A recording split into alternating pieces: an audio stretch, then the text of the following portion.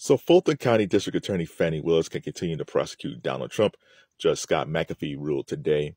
In a 23-page decision, the judge found no conflict of interest but gave Willis the choice to either step aside or remove Nathan Wade. So basically the judge said, Fani, you did wrong. You know you did wrong. And technically, I probably should bounce you, but I'm giving you the choice of either doing the honorable thing and stepping down or throwing this black man underneath the bus.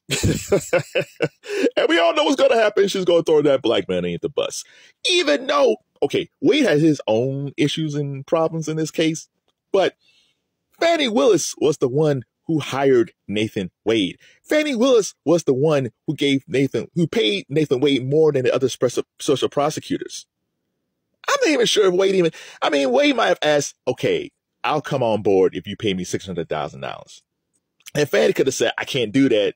I got to pay you close to what everybody else is making. But no, she gave him all that money. And then they went on all these trips. They spent nearly $20,000 on trips together. She benefited from this stuff. So yeah, she paid him, but he kind of paid her back for taking her on these trips.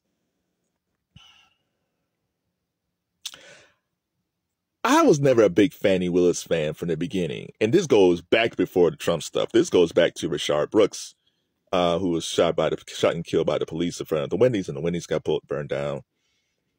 She punted that case. So she got voted in, and the case was before her, and she punted it. Because she did not want to prosecute those police officers. And from that point on, I was not a fan of Fani Willis. Because it's like, these dudes clearly killed this man for no reason. So instead of you saying, like, we're going to hold these officers accountable, you punt it. You bounce it off to somebody else. So when MSNBC got all happy about Fani Willis when she started to go after Trump, I said, okay, I get why you guys are excited. But at the same time, I don't trust this chick. And then right after that, that's when she went after the whole YSL case with Gunna and Young Thug. And she's like, okay, well, I'm not going to hold the police officers accountable for Rayshard Brooks, but I'm going to go after these rappers. Plus, most times, yeah, there's a lot of people who get in these positions and power corrupts. But man, can you at least be in the office for at least like your second term before you get all corrupted? You're already corrupted already. But regardless of what happens in this case, okay, Nathan Wade is going to get bounced out. And the Trump case is going to go ahead. And regardless of what happens with the Trump case, even if she wins, she got the Georgia State Senate coming after her now because they're investigating her in this whole situation. And I think they're going to subpoena her. I think they're going to subpoena her to come in and testify about all this stuff that's going on. Everything about the money, everything about Wade, everything about the trips. I'm sure Wade's going to be subpoenaed. Like, this thing is not over. So even if Fani Willis gets some victories in this Trump case, the political aspirations she had, her being the next Kamala Harris or whatever she wanted to be, those things are over. I'm not saying she'll get disbarred. Well, she might get disbarred if they find her that the things that she did was wrong. They might try to disbar her, but as far as like whatever great grand political aspirations she had, those days are done because her reputation right now is trash. So technically today she won the victory. She kept the case going. She kept her gig, but man, long term, she lost the war because if the judge, it all comes down to politics. Because in November, Fani is back on the ballot. Trump is on the ballot. And also the Judge McAfee is on the ballot. And given that he's in Fulton County, there's a lot of black female voters and they support Fani. Not all of them, of course, but some do. And if he would have bounced Fani from this case, they might have bounced him from being a judge. So it's all political, man. Like the judge, Scott McAfee, knows that Fani handled this whole situation poorly. Not so much hiring. See, the problem really wasn't her hiring Wade. It's just everything else that came after it. And plus, Wade had no business being a special prosecutor because he has no experience of handling these types of cases. So going into this, Fani, when she hired Nathan Wade, he had no business being there.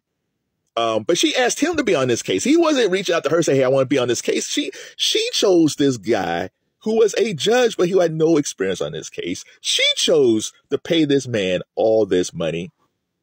She chose, and she's probably the main one who probably wanted to go on these trips. And then they lied. They both lied because they said that they didn't hook up till after they got together on this case, and it was proven that they were hooking up back when they were both judges.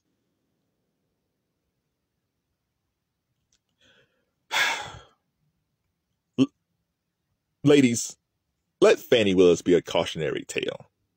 Yes, there's a lot of corruption in law. There's a lot of corruption in politics. The stuff that Fani Willis did, I'm sure there are white dudes that did far worse than her in her position. We all know this. And they probably got away with it for years upon years. But ladies, black women in general, you can't do what them dudes do. Those guys are protected. Those guys, you know how many dudes who held these special district attorney positions have done horrible things, and their friends looked out for them, or they gave them warnings like, "Hey, we got this information on you. Don't do it again." Black women and black men too, black people as a whole, but especially black women, you guys are not protected in these positions. You can't let power get to your head because you don't have no one has your back. No one has your back. Yeah, you might have the voters on your side, but those dudes that's holding the purse strings as far as giving you funding, those dudes who wield all the power, those guys, the governor and the lieutenant, like all these other people, man, they have the real power. So black women, like, let Fani Willis be a cautionary tale. If you get in these type of positions, you got to keep your nose clean. It kind of goes back to Obama. One of the reasons why President Obama became president is that he had to be the most perfect black man on the face of the earth. Everything he had to do had to be perfect. He couldn't misspeak. He couldn't misstep. Like he couldn't do anything wrong. And yeah, it's wrong that black people have these conditions on us where we have to be near perfect if we get into these power positions. But you got to know who you are. And Fani Willis thought, well, I'm Fani Willis. I'm on the cover of Time magazine. I don't know. She's featured in Time magazine. I'm in Time magazine. MSNBC loves me. CNN loves me. Yeah, today you are not that. You have a very powerful position, but you don't have no one having your back.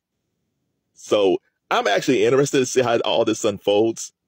The Trump case is going to be interesting, so we'll see if people end up going to jail or not going to jail. I don't know about that. But long term, this is probably the best Tyler Perry movie that I've never seen. I'm not a big Tyler Perry fan, but I'm going to watch this movie.